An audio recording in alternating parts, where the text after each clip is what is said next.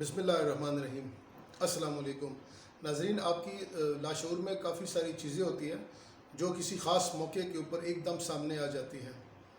پچھلے دنوں ہمارے ملک میں کافی ساری گرفتاریاں ہوئی 9 مئی کے پاداش کے سلسلے میں، جس حوالے سے کافی سارے عورتوں کو بھی اور فیمیلز کو بھی گرفتار کیا گیا، اور ان فیمیلز میں ایک محترمہ تھی جن کا نام ہے خدیجہ شاہ، جو ہمارے سابق وزیر خزانہ سلمان شاہ کی صاحبزادی ہے، اور بیٹیاں سب کی سانجی ہوتی ہیں۔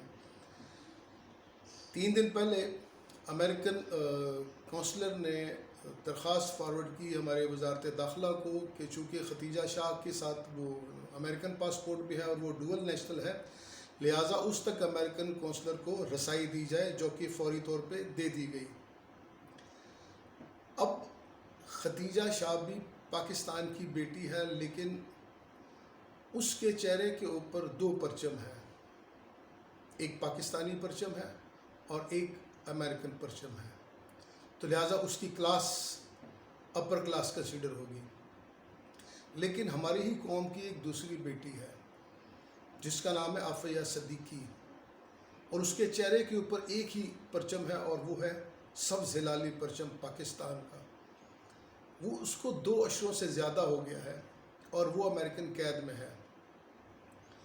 اس تک کسی کو رسائی نہیں دی گئی، نہ اس کے جرائم کے بارے میں کوئی ڈیٹیل دی گئی، اور نہ ہماری سو کالڈ جمہوری اور ڈکٹیٹرشپ حکومتوں نے اس کو ریلیز کرنے کے لیے کوئی سنسیئر ایفرٹس کی، سوائے اس کے کہ پچھلے ہفتے سینیٹر مشتاق غنی اور ڈاکٹر عافیہ صدیقی کی بہن کو ایک موٹے شیشے کو بیچ میں لگا کے ان کی سو کالڈ ملاقات کروائی گئی، اور کچھ بھی نہیں۔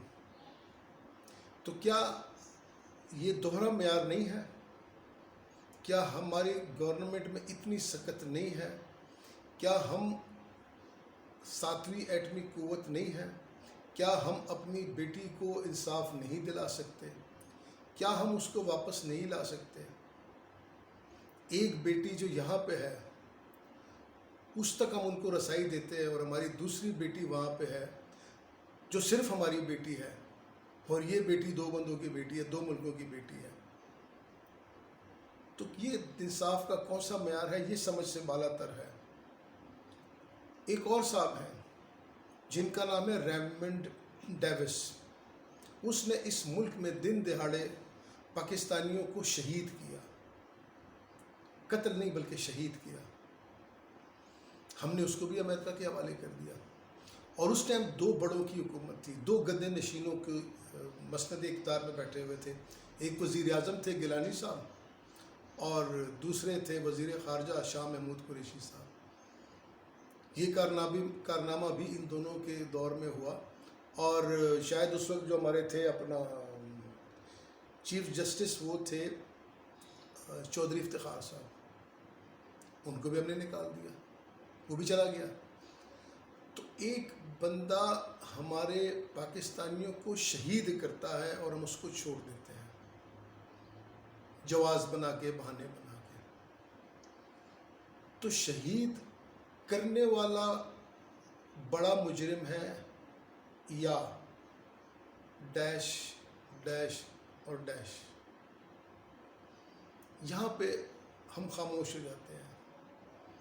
یہاں سے جب آگے بات کرتے ہیں تو پھر ہمارے پر جلنے لگ جاتے ہیں۔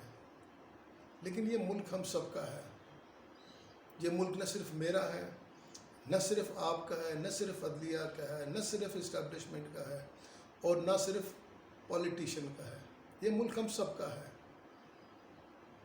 اور دن کے بعد روشنی آتی ہے، روشنی کے بعد دن آتی ہے،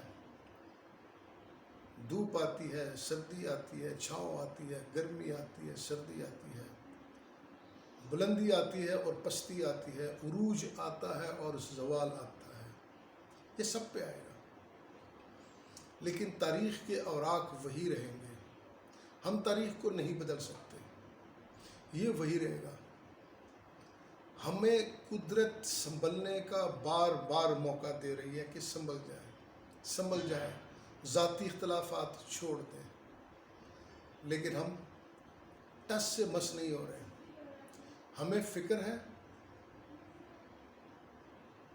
پارٹیوں کی، ہمیں فکر ہے الیکشنوں کی، ہمیں فکر ہے یادگاروں کی، لیکن ہمیں ان کی فکر نہیں ہے جن کی وجہ سے یہ یادگار بنے، جن کی وجہ سے یہ واقع ہوئے اور ہم نے ان واقعات کی یادگاریں بنا دی۔ جو ان واقعات میں ملوث تھے ان کو تو ہم جانے دیتے ہیں، لیکن پھر جو ان واقعوں کی یادگاریں بنتی ہیں تو اس کے اوپر پھر ہم سوالیہ نشان لگا دیتے ہیں۔ پاکستانی قوم کو اللہ تعالیٰ نے بہت ساری نعمتوں سے نوازا ہے، لیکن شاید ان میں ایک حص کی کمی ڈال دی ہے، اور وہ ہے احساس، feelings. It seems that we are all feeling less. We are all feeling less. The politicians, the bureaucrats, the establishments, the common people, the male, the female, we are all selfish and we are all senseless. ہم تکلیف کو محسوس نہیں کرتے، کسی کو تکلیف محسوس نہیں کرتے، اور یہ ملک جو ہے نا، یہ ہمارا ملک ہے، یہ ہمارا گھر ہے۔ So we should feel the dent and the damage of our country. But unfortunately we are not able to feel the dent and the disturbance and the destroyment of our country.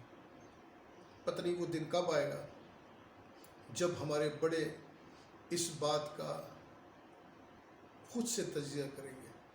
عوام کا قصور نہیں ہے، عوام کا قصور اتنا ہے کہ عوام کو 2 ڈنڈے مار دو، اسی لائن پہ لگ جائے گی، لیکن وہ جو ڈنڈا مارنے والا ہو وہ مخلص ہو، اگر وہ مخلص ہو گیا تو ملک کی چاندنی ہو جائے گی۔ ہمیں اس طرح کے 7,000 ارب والے خسارے کے بجٹ نہیں دینے پڑیں گے۔ 14,000 ارب کا بجٹ، جس میں سے 7,000 پلس خسارہ، کتنا؟ 7,000 پلس، جس میں سے 100 ارب ہمارے ممبران کو دیے جائیں گے کہ جی آپ اڑائیں اور آپ اللہ تللہ کریں، اور پھر ہم کہتے ہیں کہ جی ٹیکس نہیں لگیں گے، اور ایک تکلیف دہ قسم کی اچیومنٹ ہے اس گورنمنٹ کی۔ تو شاید آج کا میرا موضوع تو نہیں ہے، لیکن میں آپ کے ساتھ شیئر کر دیتا ہوں۔ اس گورنمنٹ کی شاید اچیومنٹ یہ ہے پچھلے 1 سال کی کہ انہوں نے پاکستانی قوم کے اوپر یہ کرم کر دیا ہے کہ ان کو مہنگائی کی وجہ سے حرام گوشت کھانے سے بچا لیا ہے۔ انہوں نے اتنی مہنگائی کر دی ہے کہ لوگوں نے حرام گوشت کھانا بند کر دیا ہے، اور اسی وجہ سے ہمارے ملک میں 1 لاکھ گدھے بڑھ گئے ہیں۔ کتنے؟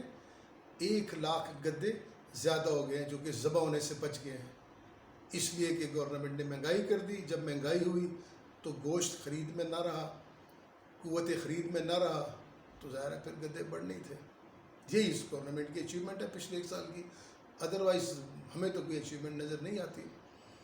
اور آپ بھی کوشش کیجئے گا کہ آپ چیزوں کا خود سے تجزیہ کریں۔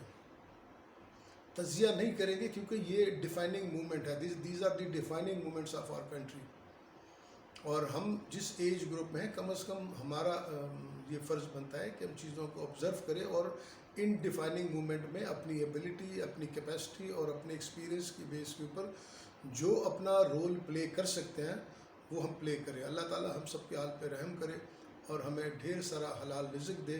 والسلام۔